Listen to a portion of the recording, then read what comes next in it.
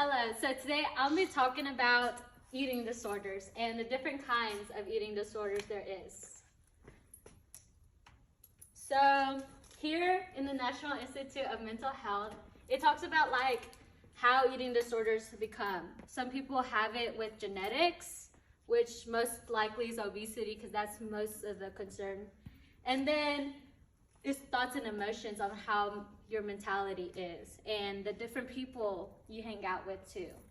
So as you can see, social factors and it's psychological. Now I'm going to tell y'all the 3 different kinds of eating disorders.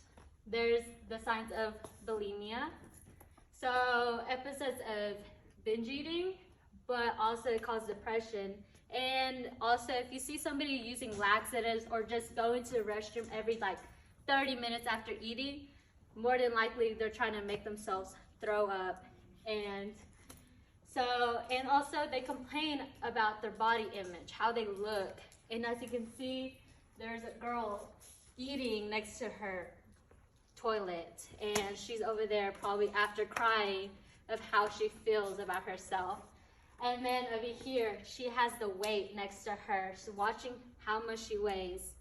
So, and 1.5% of the female have bulimia, and not really male, because male really don't deal with body image mostly. So, the next one I'm going to talk about is anorexia. It's really not common to be diagnosed with anorexia, more than likely bulimia. But they're underweight from whatever height they're at. They're probably super thin. As you can see, this girl over here, she's looking at her waist, she's seeing that she thinks she is fat when in reality she is not. And they have the intense fear of gaining weight, and also to the point where they make themselves not eat and starve. They decay their teeth. And they also get to the point where they have to be at the hospital, and to the point where they're almost at death because they don't have no nutrition in their body.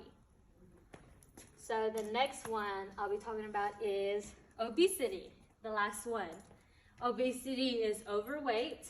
It's more common in adults mainly because they don't really exercise as much. They also just kind of sit back because if they don't have a job, what else are they going to do?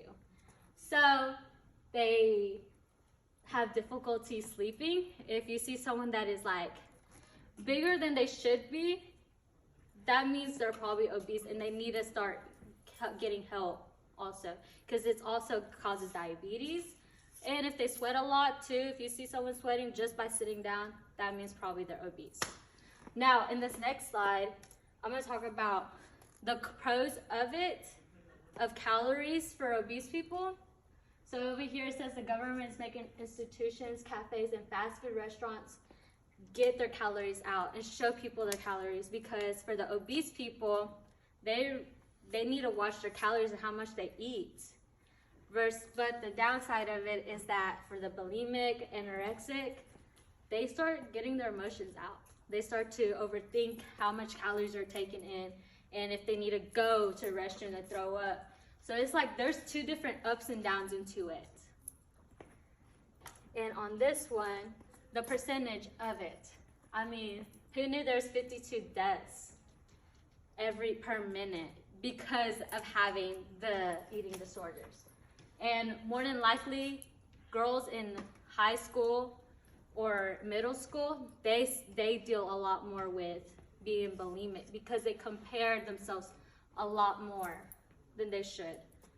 And I mean, for the younger ones, it's probably because they're being abused. They're probably being mentally abused at their house, being told they're overweight and eating too much. So, and for women, 91% of it is that they count their calories and make sure they're okay. They actually work out and keep their body healthy. So of course, they're not going to be really into the category of being bulimic, anorexic, obese. But overall, I think we should have an institution within Wood and Smith County to create a program where we can group together, have people that deal with eating disorders, and help each other out with people. Like, say, an anorexic person, they fought through it, and they went downside. So at the end, we should just get people that deal with anorexic that have body issues. So, and versus bulimic, we should have someone that like fought through it and actually like keeping okay, you know, have like exercises to do, what like healthy foods you should eat instead of like trying to go to like McDonald's or like a buffet. So like, and like just like try to keep it to a minimum. And obese people, well, I guess we could just like have somebody that lost weight and like finally like started like getting healthier and like exercise, like find out like different exercises and how they fought through being obese. Like how did they like finally see that, okay, maybe I should like be okay, is like try to stay in my body image way and like stay in my weight class.